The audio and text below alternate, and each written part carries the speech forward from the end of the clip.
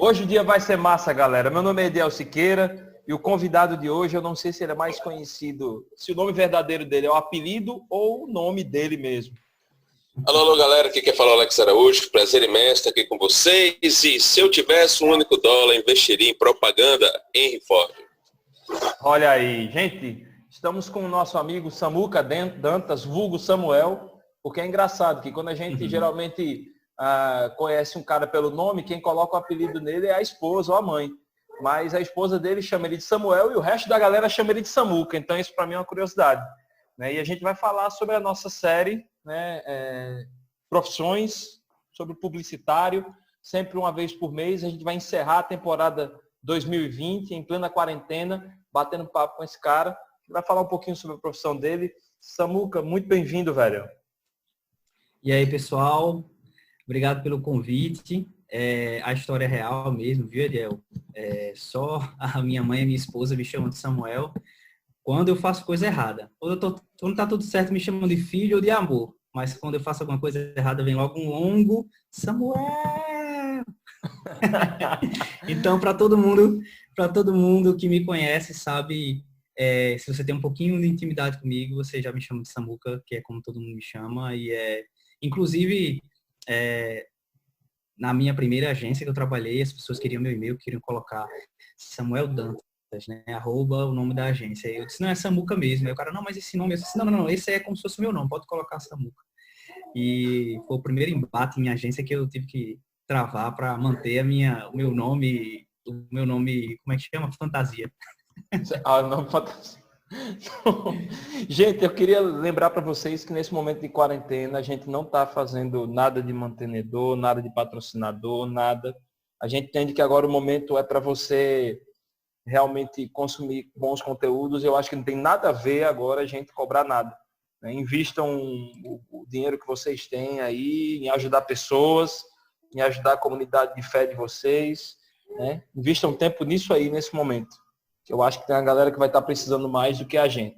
Mas como diz Alex, caso vocês queiram mandar uma cesta básica para a gente, ou mandar uma cesta de churrasco, a gente aceita também numa boa, né, Alex? Cara, mas e uma semente, um feijãozinho, será que rola não, cara? Só se for de R$1.000 de Valdomiro Santiago. Só se for de R$1.000 de Valdomiro Santiago. Aí eu aceito. Velho, o cara pegou um feijão branco e escreveu "Ser tu uma bênção" por 1.000 contos. Ele é ótimo, cara. Uma piada, velho. Por 1.000 contos. R$1.000, velho. A Inquisição manda lembrança, cara. Pois é. Velho, não, é engraçado que a gente olha assim, bicho, a galera cai nessa propaganda. O que acontece nessa propaganda, Samuca? O que dá certo? O que faz dar certo? Qual a estratégia desses caras, velho? Já para começar, né? Essa é a pior tipo de propaganda que existe, né? Aquela que literalmente é uma propaganda enganosa. A propaganda que na verdade fez durante muito tempo a profissão que eu faço parte ser percebida pelas pessoas como um reclame, né? Como o Faustão diria, vamos para os reclames do Plim Plim. Porque as pessoas entendiam que elas estavam naquele momento, né, no break, como a gente chama, sendo enganadas, né, a comprarem, sendo persuadidas sem razão a comprarem os produtos e as marcas. A igreja levou um tempo para entender como se utilizar das técnicas de comunicação, mas infelizmente tanto tem igrejas, né, que sabem usar isso a serviço do reino, propagando o evangelho, como também para persuadir as pessoas para fazer o mal. Então, assim como tem pastor errado, pastor certo, tem publicitário errado, tem publicitário certo, em todo lugar a gente tem aí uma semente boa e uma semente ruim. Olha aí, é o trocadilho, hein? Semente. Pega no ar. Foi boa, vice. Foi boa, vice. Foi boa. No ar, Gostei. Samuca, eles utilizam também. Eles utilizam também uma coisa que eu acho que vai além também da propaganda, né? É porque, na verdade, a relação que a igreja, que esse tipo de igreja, esse perfil de igreja tem com os seus membros, é uma outra relação que eu acho que vai além, né? Mais na frente eu posso até tentar puxar isso de volta, mas só para explicar que eu acho que é muito mais além do que propaganda isso, sabe? É uma relação que tem mais a ver com estrutura de poder do que necessariamente com a venda de um serviço ou de uma bênção, digamos assim. Eu acho que tem mais a ver com a gente voltar no tempo e falar do que a Igreja Católica fez com as indulgências, do que necessariamente vender um produto específico. Mas aí, mais para frente, qualquer coisinha eu volto com esse assunto. Massa. Samuca, velho, fala aí quem é você, velho, de onde você veio e onde você está agora. Eu sou Samuca Dantas, eu sou natalense, moro em Recife desde 2012, vim para cá por conta de uma proposta, né, para trabalhar numa agência aqui, a agência chamada Black Ninja, e eu vim muito na perspectiva de passar um período aqui em Recife. Desde que a gente casou, eu e minha esposa, a gente tinha o desejo de morar um tempo fora, um tempo em outro lugar, digamos assim, para a gente poder experimentar, né, como é viver como casal sozinho em outro lugar. E aconteceu que vim para Recife, na verdade, transformou toda a nossa vida. Primeiro porque ela também passou por um concurso aqui, um concurso federal, mas localizado, a locação dela é aqui no estado de Pernambuco. E a minha carreira se construiu toda com base nos trabalhos que eu fiz aqui em Recife. Então, fui crescendo dentro do contexto recifense, depois fui trabalhar na Ampla, e nesse período também conheci algumas pessoas que fariam muito parte do que eu trabalho agora, que são os líderes, né, que na época eram líderes do grupo de jovens da Igreja Presbiteriana de Candeias, lá em Jaboatão, era o Plano B, Guilherme Franco, e a partir da relação com eles e com a integração com a igreja, a gente foi convidado a fazer parte, né, da ponte, construir essa igreja, a marca dessa igreja, o que significa uma igreja que tem marca, né? Tudo isso a partir dessa relação que me deu a oportunidade, depois de um tempo, né, de construir uma carreira que pudesse integrar os meus conhecimentos dentro do contexto de agência, o conhecimento que envolve publicidade, comunicação, branding, com a principal característica da minha vida, que é o voluntariado. Então, eu consegui integrar essas duas plataformas hoje num negócio que é híbrido, né? Ele trabalha tanto com o terceiro setor, da igrejas e instituições, quanto com empresas, né? E aí hoje eu tenho um negócio, tenho uma sócia, a gente toca esse negócio junto e basicamente a gente atende esse perfil híbrido, né? Tanto do corporativo como do terceiro setor. E aqui estou eu, dentro de casa, tentando manter esse negócio nesse tempo de quarentena. Tive que montar aqui um home office na sala da minha casa, porque tem uma bebezinha de 9 meses que roda aqui e a gente tem que dar conta dela e trabalhar. Enfim, é aqui que eu estou agora. Massa, Samuca. Brother, eu fui 2 semestres de publicidade, né? Eu acho que não, três semestres. E uma coisa que a gente conversava muito na sala de aula era sobre a questão do mercado de trabalho, como é que era, onde nós iríamos inserir, porque normalmente falavam que a galera lá do sul, cara, você quer crescer com publicitário, vá para o sul. E aí eu quero perguntar para você, brother, como é que está o mercado hoje, antes, né, digamos assim, antes da pandemia, porque eu acho que hoje muita coisa está se adaptando ainda, né, esse novo momento. Como é que é o mercado publicitário aqui em Recife, antes e durante esse período que nós estamos agora?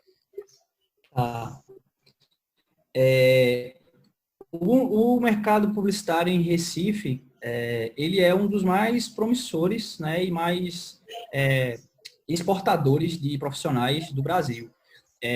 Por que eu digo isso? Porque a grande concentração de empresas e negócios está no sudeste do país, você tem razão em relação a isso, principalmente São Paulo, mas Recife é um exportador do Nordeste. Acho que as principais ali, né, as principais praças aqui no Nordeste é Recife, Salvador e Fortaleza, mas Recife tem sempre uma proeminência muito grande, tem grandes publicitários que inclusive comandam algumas agências em São Paulo, que ou são, né, pernambucanos ou trabalharam aqui, né, fizeram carreira aqui.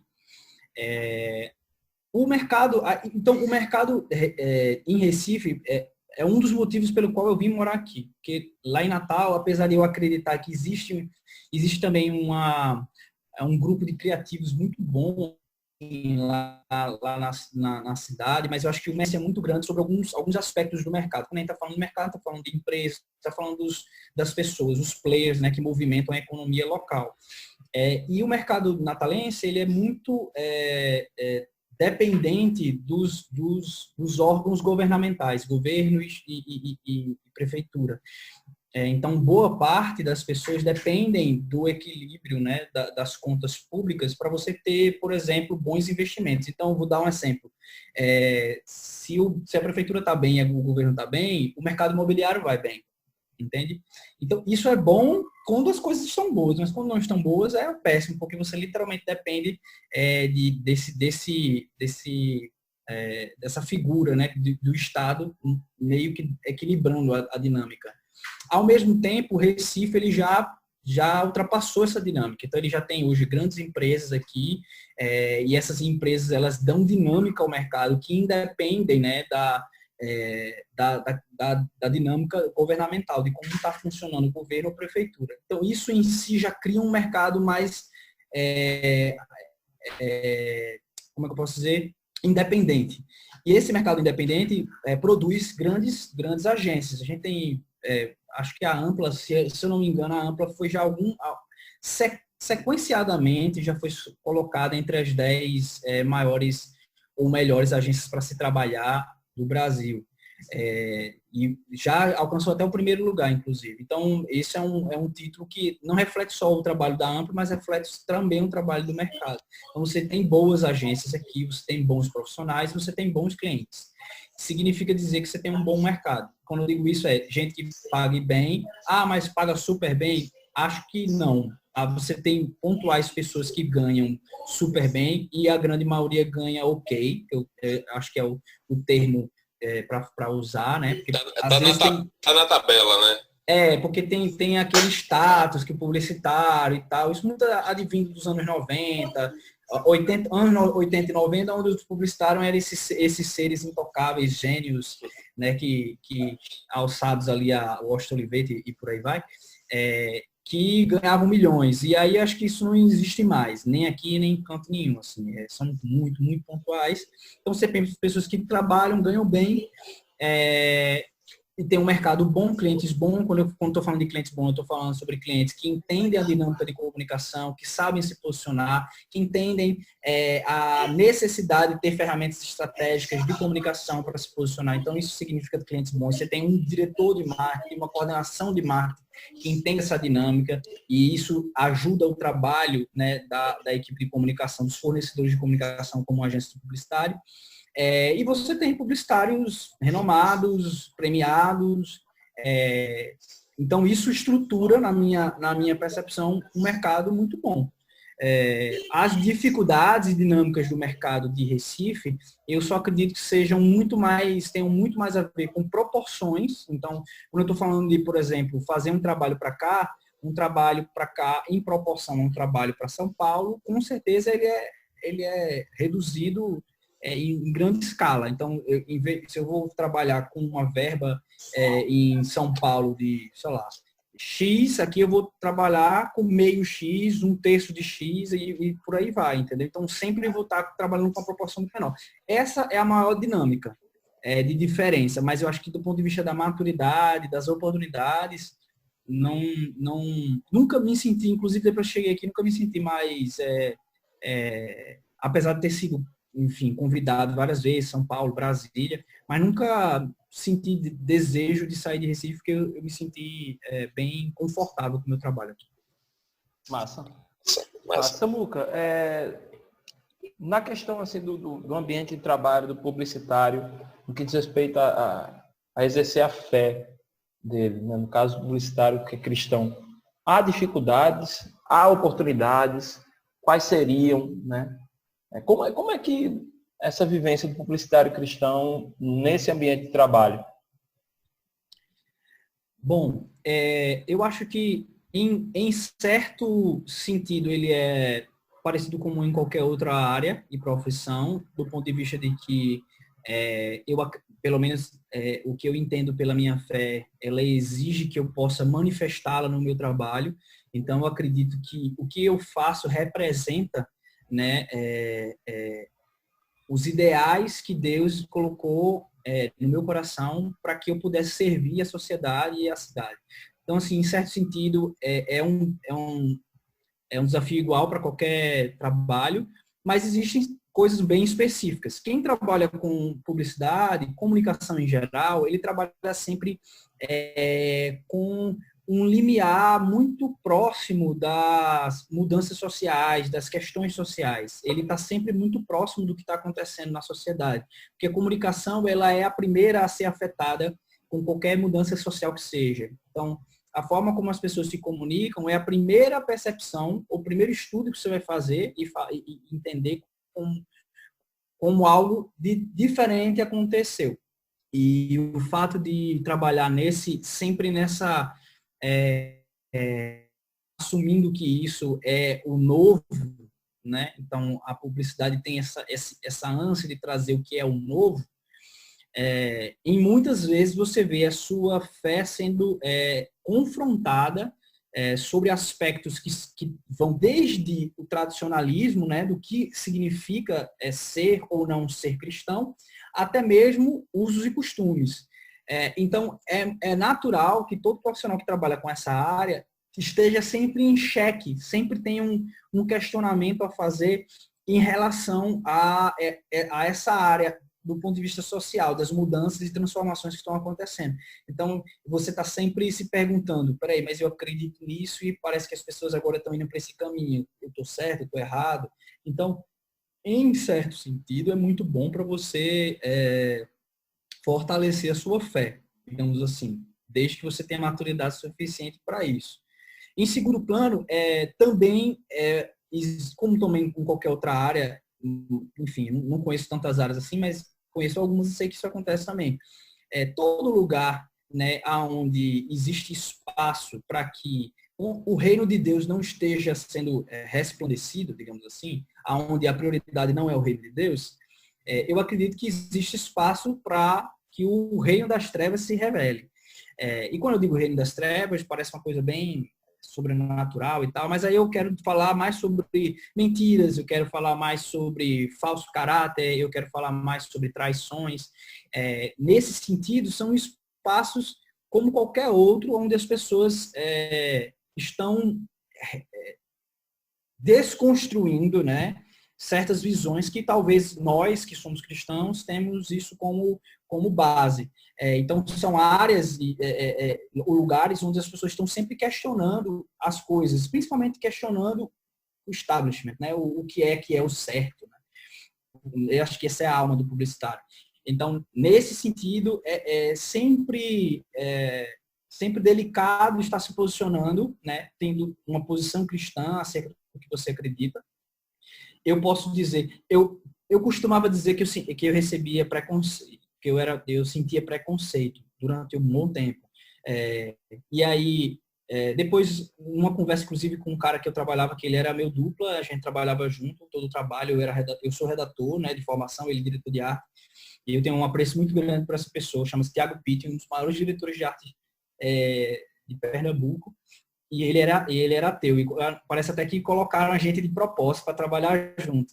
E eu nunca percebi tanto o cuidado de Deus na minha vida em colocar aquele cara para trabalhar comigo, porque com ele eu pude aprender tanto sobre a perspectiva, não necessariamente sobre não acreditar em Deus, mas sobre necessariamente porque Deus às vezes é tão fácil de ser excluído da nossa equação da vida, entendeu? Como faz sentido para algumas pessoas fazer isso.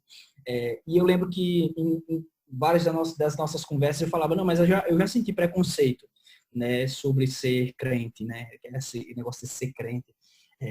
E eu lembro que ele até disse, pô, se eu fiz alguma coisa nesse sentido, me desculpe, nunca foi sobre você, nunca foi contra você, porque eu ouvia, né? Isso aí é o pastor que está comprando, não sei o que, não sei o que. Ele falava isso, mas ele não achava que isso poderia estar me atingindo. Mas atingia de certo modo, porque, queira ou não queira, eu sou reconhecidamente dentro daquele ambiente um crente. Mas o que ele diz assim, tenta levar em perspectiva que a sua religião, a sua fé, ela já domina há mais de 2000 anos. Na verdade, nós contamos os anos a partir da sua fé, né, antes e depois de Cristo.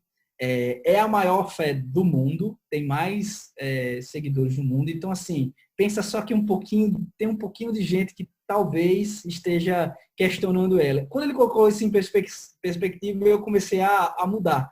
Eu entendi que, na verdade, esse era apesar de me sentir muitas vezes preconceituoso, eu acredito que muito do que a igreja hoje se posiciona tem a ver com a falta de diálogo que houve entre a sociedade e a igreja, e aí criou essa igreja extremamente agressiva, né? Então, eu acredito que tem a ver com isso, mas não entrando tanto nessa seara e voltando para a nossa conversa com ele, eu entendi meu lugar de privilégio naquele momento. Assim, não, a minha fé é uma fé muito popular, eu não sei o que é que essas pessoas têm a dizer. Talvez elas estejam gritando porque elas nunca tiveram condição de dizer. A minha fé todo mundo sabe o que significa, ou pelo menos deveria, né?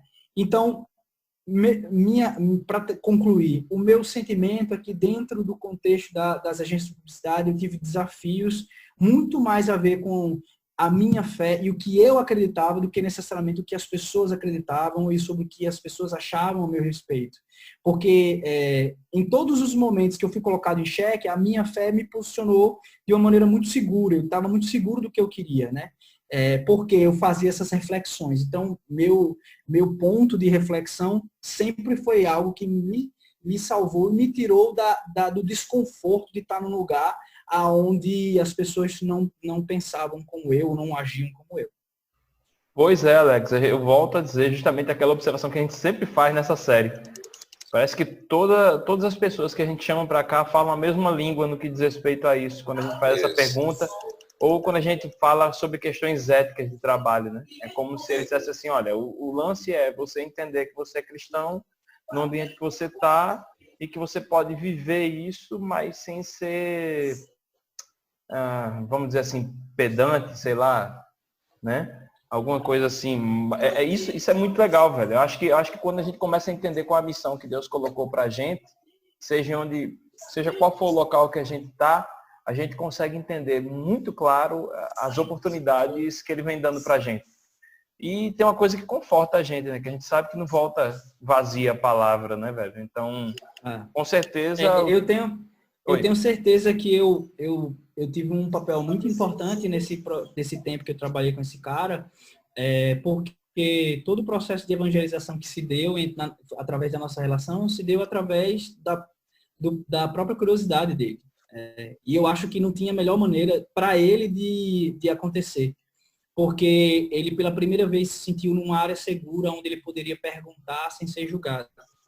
E eu acho que isso faz toda a diferença, principalmente nesse caso, né? Eu não estou dizendo que é o caso de todo mundo. Eu já tive pessoas que eu evangelizei da maneira mais clássica, né? De sentar e dizer, posso fazer uma oração por você, e falar sobre como Jesus te ama. Eu já teve várias oportunidades em várias instâncias diferentes. Mas talvez entender que aquele ambiente, né, de trabalho, na verdade, é a oportunidade que Deus me dá para revelar não só de maneira evangelística do ponto de vista da palavra, da pregação da palavra, mas principalmente das atitudes, eu acho que permite que você também possa ter mais espaço e que as pessoas possam reconhecer você. A última agência que eu trabalhei lá em Natal, eu tinha um apelido, as pessoas me chamavam de Amado. Todo mundo, inclusive o pessoal que me encontra lá em Natal esses dias, me chamam de Amado. Porque era a forma como eu tratava as pessoas. Eu amado. Melhor do que benção. Melhor do que benção. Mas benção é legal, cara. Mas era um jeito carinhoso que eu tratava as pessoas e acabou que se tornou o nome pelo qual as pessoas preferiam dizer que eu era crente, né? Então, disse assim, não sei o que, fala isso não que é o amado. Tem um amado aí, o amado. Então, e eu achei isso ótimo, porque veja só, eu sempre disse isso, eu não gosto de ser excluído pela minha fé. Você pode falar o que você quiser, se eu gostar eu vou rir, se eu não gostar eu não vou rir, se eu achar ofensivo eu vou sair, você não precisa me excluir por causa da minha fé.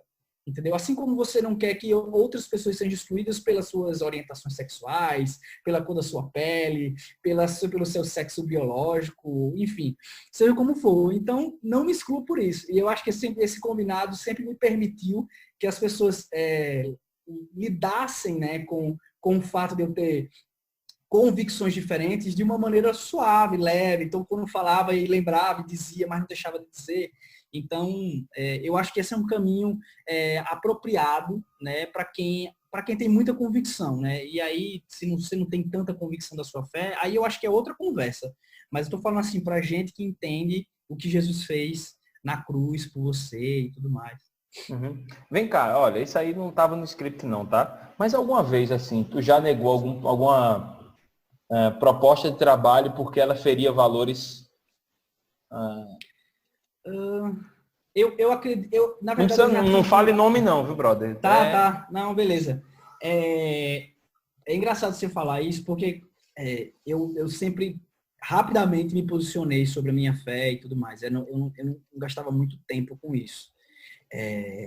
Eu lembro que teve uma vez, acho que na primeira agência que eu trabalhei, que rondou assim a possibilidade de cair um job para eu trabalhar para um motel. Eu não vou nem entrar na questão agora do motel em si, enfim, a função, mas eu lembro que na época eu era de uma igreja muito mais conservadora do que a que eu faço parte hoje, e a ideia de eu fazer uma campanha publicitária para um motel me deixava um tanto quanto constrangido. Mas eu confesso a vocês que eu estava doido para pegar esse job, porque era o melhor cliente da agência, porque ele dava 100% de liberdade para você trabalhar. Então, e tinha uma verba legal que você podia produzir fotos. Eu estava com vontade de fazer, mas estava aquela coisa que eu falei para você, né? Tipo, eu estava dentro de mim naquele conflito. Profissionalmente, eu saberia separar isso. Né, eu quero dizer assim, talvez, não sei se naquela época necessariamente, mas hoje eu sei que eu conseguiria separar tranquilamente. Profissionalmente, existem técnicas que eu aplicaria que seriam utilizadas como reflexo de coisas que eu vejo. Então, não necessariamente o que eu crio é o que eu acredito, sabe? Mas na época eu ainda estava aprendendo isso, então eu não saberia necessariamente, talvez eu não soubesse dessa possibilidade de me distanciar da minha realidade. Né? Mas é como um escritor, por exemplo, como um roteirista de filme, né? Você produz, né, cenários e ficção sobre aspectos de um determinado tema e tudo mais, que não necessariamente correspondem ao que você acredita, mas que você tem a reflexão de alguém introduzido aquilo, você está usando, bebendo da fonte de outra pessoa, você lê o texto de alguém, que, enfim, de alguma maneira. Agora, sendo bem objetivo, eu nunca trabalhei com campanha de governo, campanha eleitoral. E não digo isso assim por uma questão. Estão fazendo símbolos significativos aqui para mim na live, para você que está escutando. Eu, na verdade, não tive as oportunidades certas, né, no momento certo. E quando eu tive as oportunidades certas, eu não sei se eram para as pessoas certas.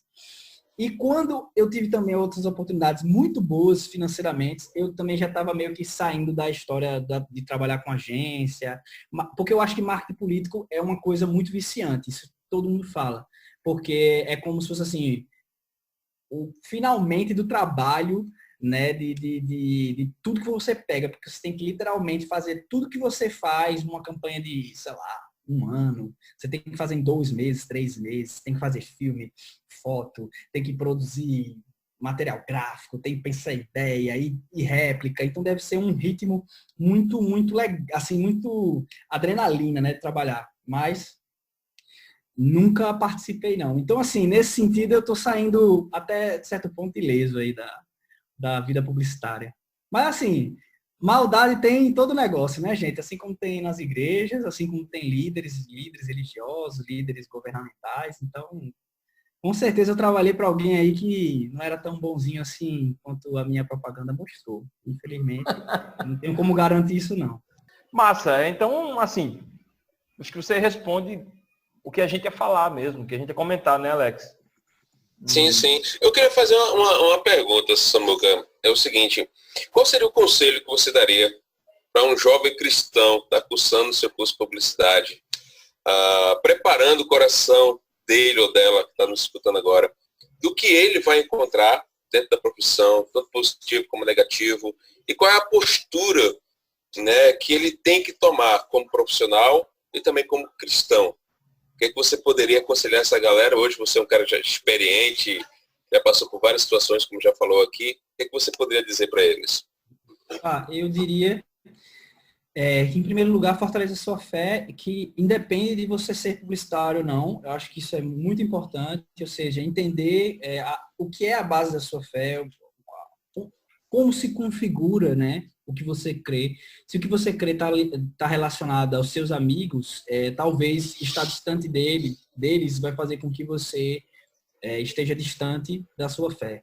Se está relacionado a uma igreja, estar distante dela vai fazer você se distanciar da sua fé. Então, o mais importante é fortalecer a sua fé. Quando eu digo isso, é do ponto de vista prático, do seu devocional, da sua leitura diária, da sua compreensão, leitura de livros, conversar com pessoas mais experientes, né? Sempre vale a pena pedir ajuda para aprofundar mais sobre o que você crê.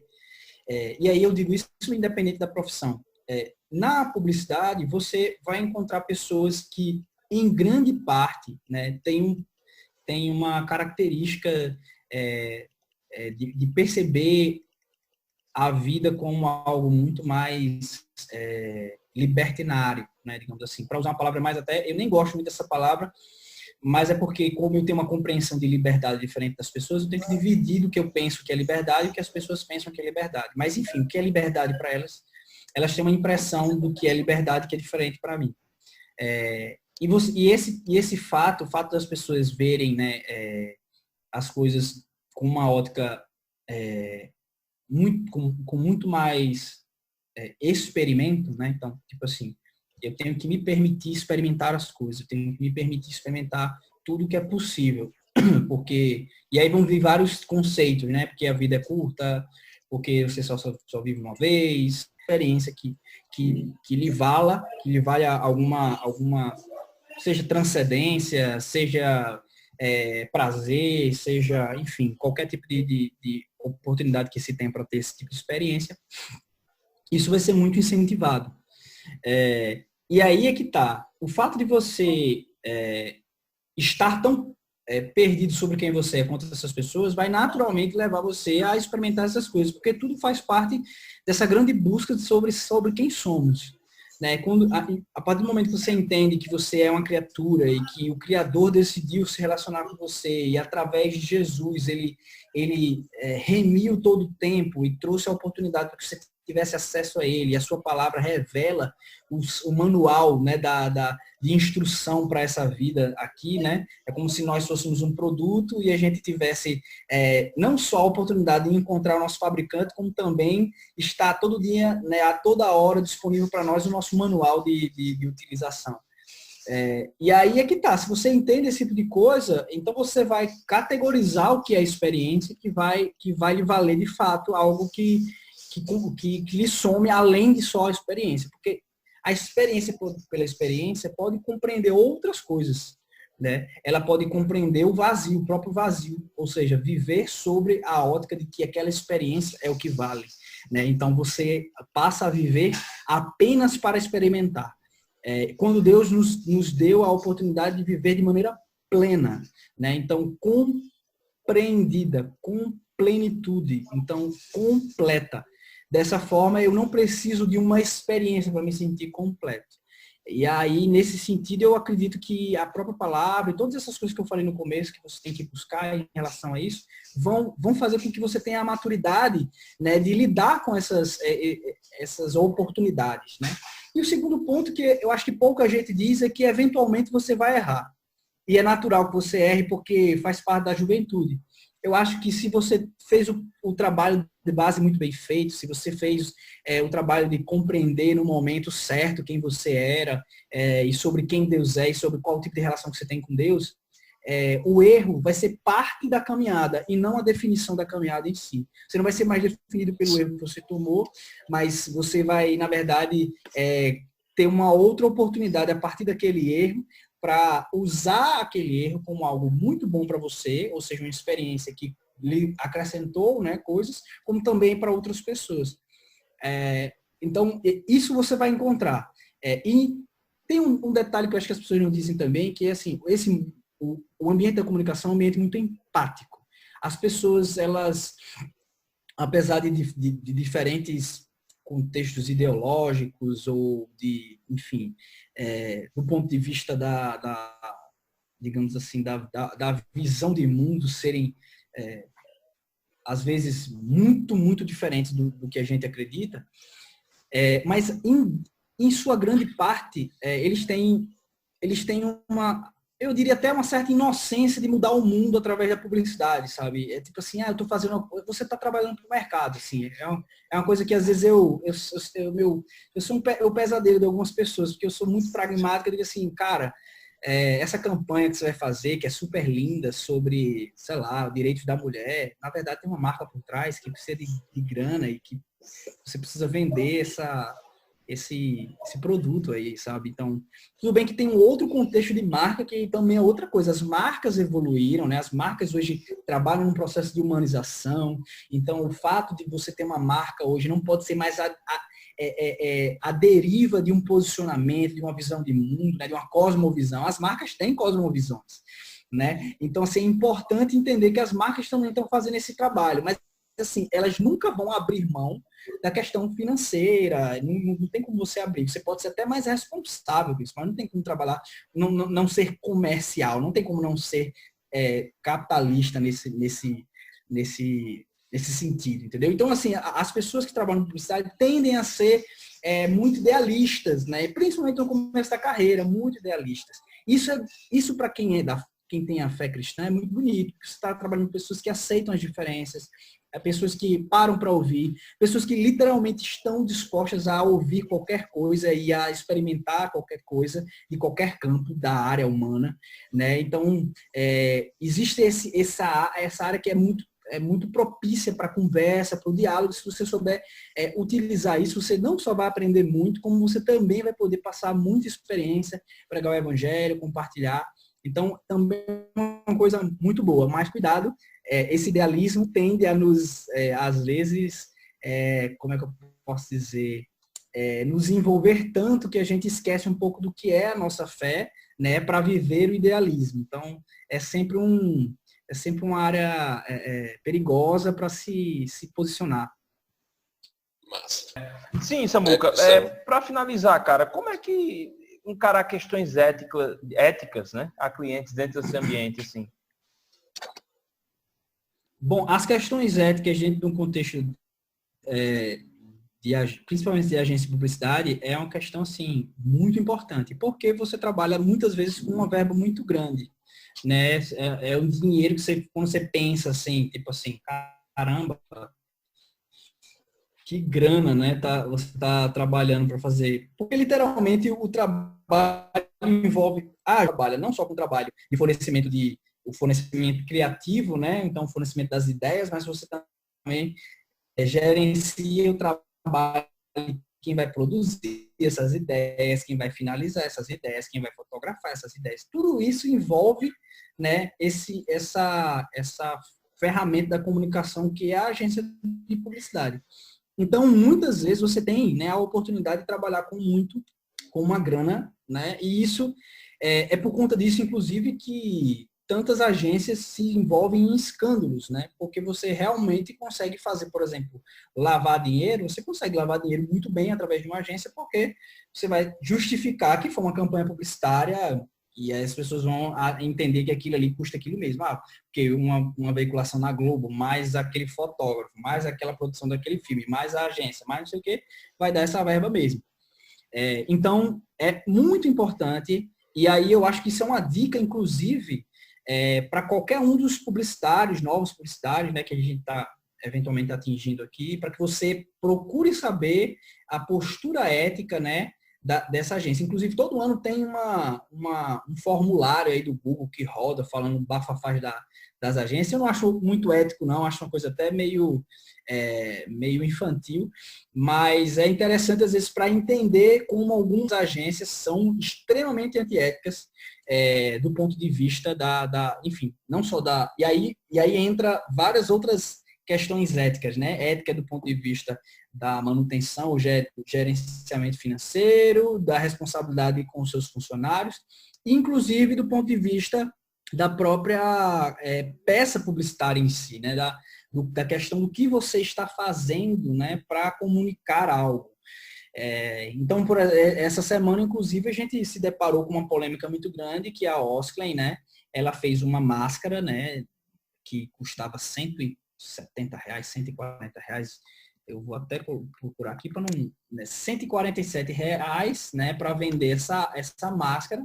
E lá no site onde custava 147, ela dizia que isso era para ajudar as pessoas que estavam, né, que estavam sem emprego, né? Então, estavam contratando para fazer essas máscaras e tal, para manter as pessoas no emprego e tal.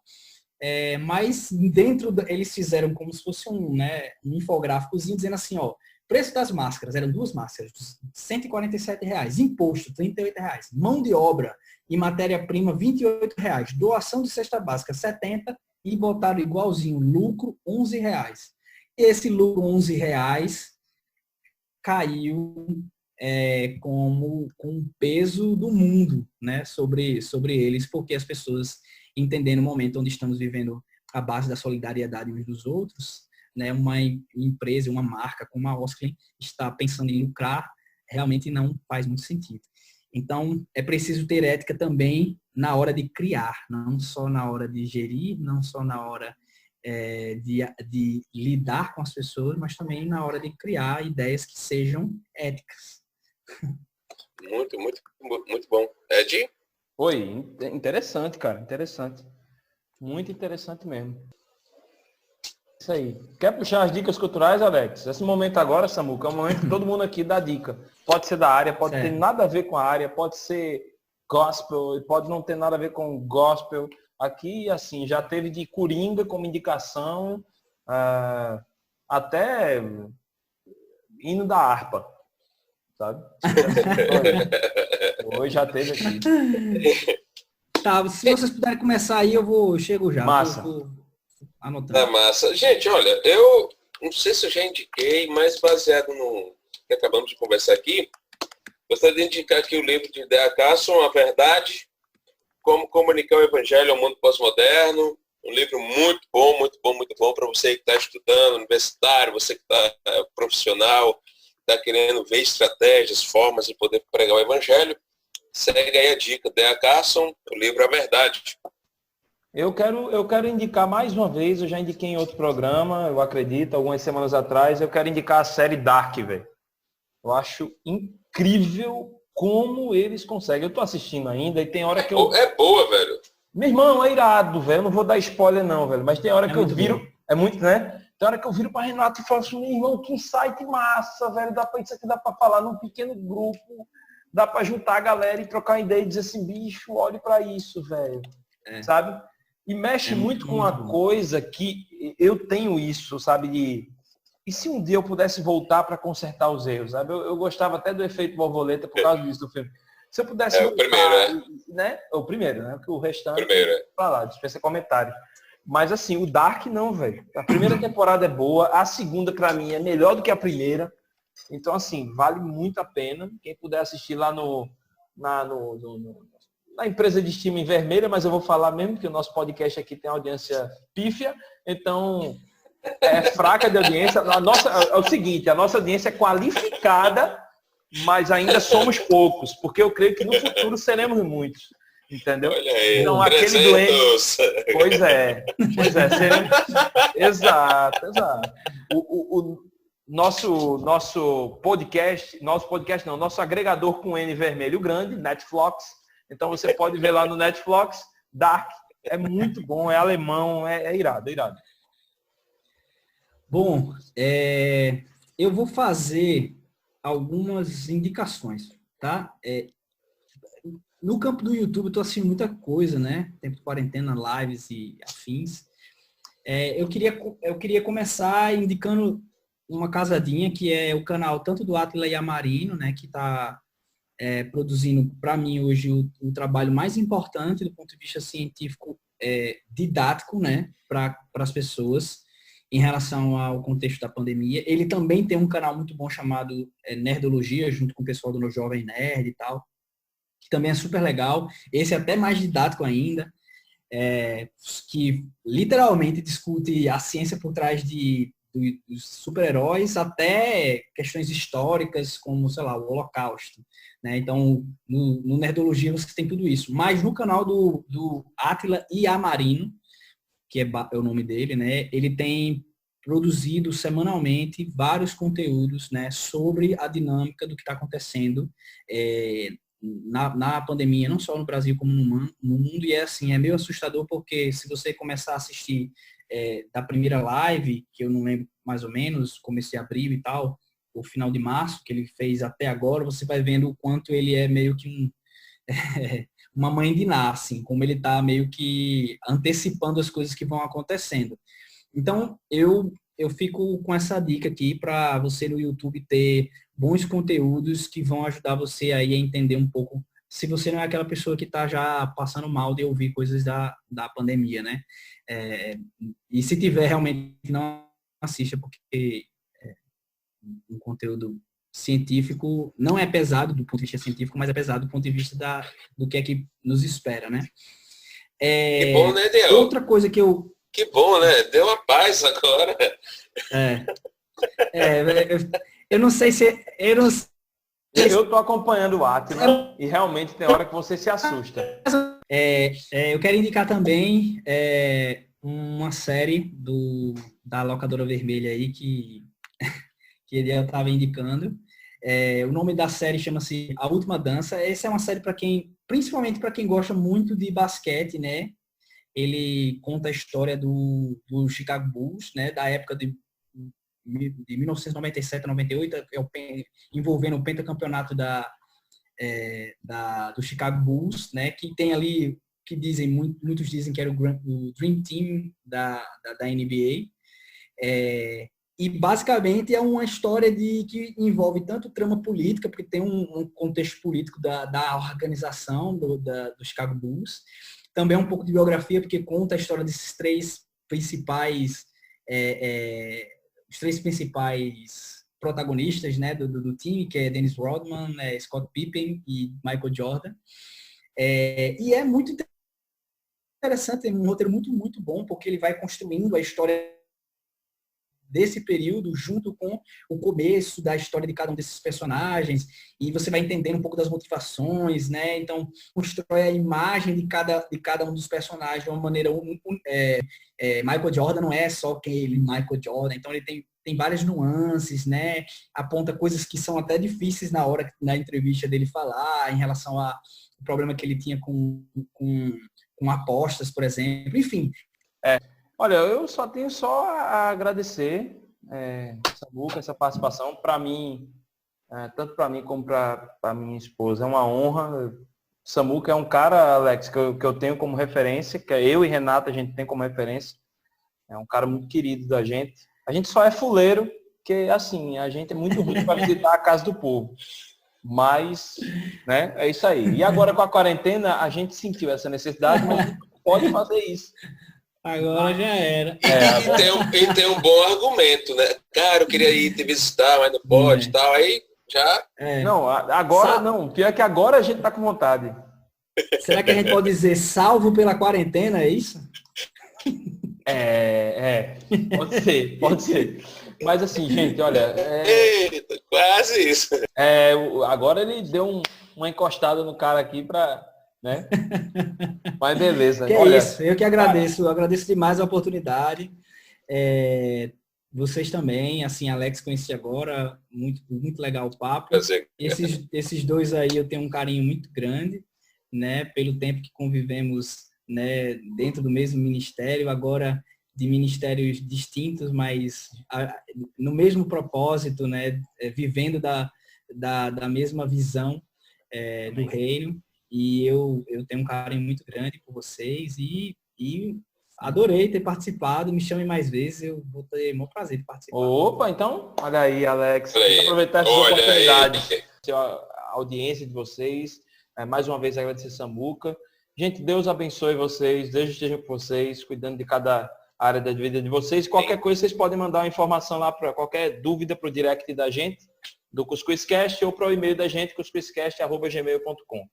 Beleza? Lembrando que a gente está no Spotify, no Deezer, no Cashbox e no YouTube. Estamos chegando aos pouquinhos, mas estamos chegando. Só dependemos de Júnior Amorim para meter carga, né, Júnior? Então você vai estar editando esse programa e é isso aí.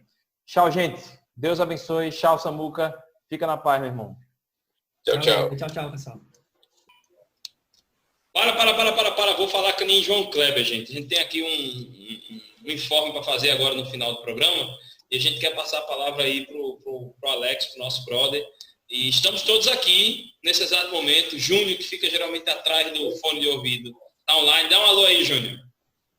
E aí, galerinha, boa tarde, boa noite, boa madrugada para todos vocês. Renata, que é a patroa, que sempre foge do momento da patroa, também está aqui. Fala aí, amor. Já eu. Então, vamos passar aí pro Alex. Bora, brother. Gente, bom dia, boa tarde, boa noite, boa madrugada. Não sei como é que você está se adaptando, se você está na quarentena ou fora da quarentena, mas estamos aqui reunidos em um momento especial, sim, eu creio nisso. São períodos de ciclos, né? E eu posso dizer particularmente de mim, o antes, né? CuscuzCast do Alex, né? Eu lembro que eu acho que foi em meados de agosto do ano passado, o Ediel e a Renata, né? O Ediel diretamente fez um contato comigo. Nós nos encontramos, fizemos uma reunião, ele apresentou, né, a proposta de criar um podcast. Né? Eu lembro daquela mesa, se não me engano, velho, eu acho que foi no shopping que nós nos encontramos. Mas, e foi ali no Shopping Northway, né, Paulista. Você que não conhece aqui, Recife, Paulista, um dos municípios aqui de Pernambuco. Estávamos ali na mesa e foi quando foi apresentado, né, a ideia de criar um podcast. Fui ensinado ali na mesa e eu lembro que talvez o primeiro programa nosso foi lançado em setembro. Eu creio que foi isso. E foram 8 meses, gente. 8 meses de caminhada, 8 meses de aprendizado. Estou fazendo curso de jornalismo, mas muita coisa referente à comunicação eu tenho aprendido com esse podcast, com essa turma, com a Ediel, Renata, Júnior também, e eu louvo a Deus, né, pela oportunidade rica que ele me deu, por estar com essa turma, uma galera de um coração enorme, um coração, cara, realmente revela o amor de Cristo, e o amor de Cristo é totalmente internacional, né? Deus aqui unificou conservadores, ou calvinianos e arminianos, e a gente trabalhou nesses 8 meses dentro dessa perspectiva com muito respeito, com muita graça, com muita misericórdia. Mas é aquilo, gente, eu acho que a vida ela é um ciclo, né? É um ciclo, tudo tem um início, tem um meio e tem um fim. Né? Então, para mim, né, nesse exato momento, nesse período, nós estamos entrando numa outra fase na minha vida. Quem não sabe, eu sou pastor, vocacionado, estou com um desafio na igreja local em qual faço parte. Ao mesmo tempo, reconheço que esse trabalho aqui é um ministério grandiosíssimo, com um valor agregado de alto nível, e merece, né, uma atenção, merece um tempo de qualidade para com ele também. E mediante essa mudança, né, que passou nesses últimos meses na minha vida, eu estou anunciando aqui que não estarei mais, né, participando diretamente, né, das atividades do CuscuzCast, mas estarei, né, nos bastidores, torcendo, curtindo, compartilhando, ouvindo, sendo ministrado. Fiquem tranquilos, não foi treta, não foi nada. Questão do período, do ciclo, do momento mesmo. Eu gostaria de aproveitar esse momento para agradecer ao Ediel, né, por ter visto em mim algum potencial, mesmo na obscuridade do meu não saber o que era esse mundo podcast, mas teve muita paciência em me ensinar. A Renata, já conheço há um bom tempo, Renata, prima da Campelo, graças a Deus, e vim conhecer Edmilson, né, o nosso Jesus pernambucano, né, com o seu estilo diferenciado, afrodisíaco. É um cara exótico, Estou torcendo por você. Exótico, você fala exótico para não chamar o cara de feio. Quando a gente não quer chamar o cara de feio, a gente chama o cara de exótico. Cara é diferenciado. Né? E eu quero agradecer também a cada um de vocês, gente, que nos acompanhou, que me acompanhou, nos ouviu, as nossas besteiras e leseiras e também os nossos momentos sérios. Então, gente, muito obrigado de coração. Quero agradecer aqui a família Cuscuzcast. Como falei anteriormente, vou estar torcendo, curtindo, compartilhando, estamos juntos. E as minhas orações, com certeza, estará vocês participando e serão alvo do meu clamor ao Senhor, gente. É isso aí. É isso aí. E aí, Júnior? E aí, Renata? Querem falar alguma coisa? Queria agradecer, né, o tempo que ele ficou. Até agora estou meio sem entender essa saída, mas aceito.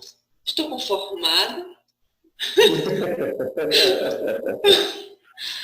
Mas é isso, cara. É como você falou, ciclos, e a gente só torce, né, que você esteja na vontade de Deus e que tudo está correndo como Ele quer. E a gente está aqui junto sempre, independente se é aqui no Cuscuzcast ou não. É isso. Travou, não. Jesus, Júnior. Oi. Travou? Ei, travou? Peraí, travou, foi? Deu uma travada. Deu uma travadinha. Deu travada até onde? Parou aonde? É porque Renata não está sendo verdadeira, cara. Aí Jesus está, não. Então tu também não tava danado. Tu também travou. Calma. Ei, cuidado que danado é condenado ao inferno, viu? Ixi, Não use essa palavra. Viu? Aqui vai ser tudo sem edição, não é isso, é que eu vou deixar tudo sem edição aqui. Júnior, não edita nada, só travada, né? Que aí vai dizer que a internet da gente é de pobre, né? Aí, né? Eu não edito essa parte também, não. Essa parte de tu falando da internet de pobre, eu não vou editar, não. Vou deixar tudinho. Agora, Júnior, tu é um cara de som e tu tá falando com áudio, estourando áudio pra caramba. Tu é um técnico de som paia, viu? Vai, aproveita aí, fala alguma coisa, Júnior. Eu não sei onde o meu parou, não, mas foi isso aí. Eu só queria agradecer mesmo por ter conhecido mais um cara aí para essa viagem. Massa. Querendo ou não, infelizmente ele não vai poder mais continuar no podcast, mas agradeço por ter conhecido aí mais um cara para caminhada, nessa caminhada aí da gente, né? É muito legal conhecer cada pessoa, cada galera aí que a gente vai conhecendo, vai aprendendo um pouquinho mais, e foi muito legal conhecer também o Alex. Valeu, Jesus! Peraí, eu tenho que falar, né? Olha, eu quero só agradecer, porque Alex foi um cara... Alex e Nádia foram pessoas importantíssimas numa fase do início do casamento meu e de Renata, que foi importante. Foi um cara que eu pude me abrir por algumas decisões difíceis da vida da gente, e que foi para mim foi uma honra falar com o Alex, né? Sobre isso, e compartilhar, e algumas coisas que a gente ainda compartilha. Eu sou meio teimoso quanto aos sonhos de Alex. Eu ainda acho que Alex vai fazer uma coisa que eu quero muito que ele faça, ele sabe o que eu estou dizendo. Eu não vou falar porque Alex sabe que ele sabe no fundo que eu queria que ele fizesse. Mas o meu querer não é a vontade de Deus, entendeu? Mas eu creio que um dia ele tem total condição, e eu vou estar torcendo para ele por causa disso. Para mim é difícil porque Amém. O pessoal começa a perguntar, os meninos do Cuscuzcast, e você fica com aquela coisa, e vai ser difícil, porque quando a galera mencionar os meninos agora, meio que vai ficar aquela coisa, tá faltando um cara, né? E pra gente é difícil isso. Alex vai continuar em contato com a gente, e eu vou procurar Alex, com certeza, para pedir algumas indicações de pessoas, inclusive vai ter agora entrevista gravada agora. A próxima entrevista que a gente vai gravar é justamente com um cara que é indicação de Alex, e para vocês terem uma ideia de como é isso, né? Um amigo do Alex e para vocês terem uma noção de como que o relacionamento tem. E antes até da gente conversar aqui, a gente já estava combinando justamente churrasco aqui em casa, que a gente se mudou recentemente. Isso. E a gente está querendo marcar justamente um churrasco aqui em casa para a gente bater um papo e trocar uma ideia. E nada impede de depois gravar também, né? Os programas, né? Claro, tá aí, né? Pois é. A porta tá escancarada. Se tá escancarada para Valber, né, para Zilma, que a gente sempre fala, brinca, né? Valber, Zilma, Miguel Cox, quem mais? Tem uma galera aí, né? A pastora Silva, agora pouco, né? Tem uma galera aí que, meu Deus do céu, Evaldo, nossa, essa galera aí que tá sempre ali conversando com a gente, né? Não que os outros não estejam, mas esses aí tem estado mais próximos, do jeito que tá aberto para ele, para você que não tá, né? Não tem nem que bater palma, nem tocar campainha. Tá massa. Né? Pronto, Cara, eu vou Deus abrir a abençoe. geladeira direto, então, agora. Pois é, com certeza. Já tá esculhambação já aqui. Né? Aliás, esse podcast aqui é esculhambado. É esculhambado mesmo, entendeu? E é isso aí, cara. Não, e isso é bom, cara. Isso é bom que lembra o nosso primeiro, né? Que foi a apresentação, que foi totalmente sem brief, sem roteiro, sem saber o que falar. Só aconteceu daquele jeito porque Renata meteu as caras, porque Renata vai gravar. Aí eu disse, vai gravar, vai, Alex. Eu também achei que ia gravar. Eu disse, Alex, tem alguma coisa preparada? Ele, não. Eu disse, nem eu. Foi assim que a gente gravou o primeiro Ele foi um dos episódio. melhores, cara. Eu vi até hoje, né? Ali, Professor de Júnior. Se não me engano, até questão geográfica foi o segundo, Jesus. Foi. Renata disse que Belém era no Nordeste. Não, foi massa. Gente, eu não poderia ir embora sem citar isso. Não poderia. Saudade. Não se esqueceu não, velho. Se vocês quiserem, ó, vocês estão escutando a gente agora, escuta o episódio 1, escrito Quem Somos. Vocês vão entender o que a gente tá falando. Tem muita coisa boa nos primeiros episódios, velho. Tem a saga da barata, tem a saga da barata. coisa boa. Eu só chego aqui para passar vergonha. É por isso que eu não vou gravar mais patroa, não. Se virem aí. Eu já sou Eu acho que a saga da barata foi no episódio 8, não foi? Foi no Movimento de Santidade.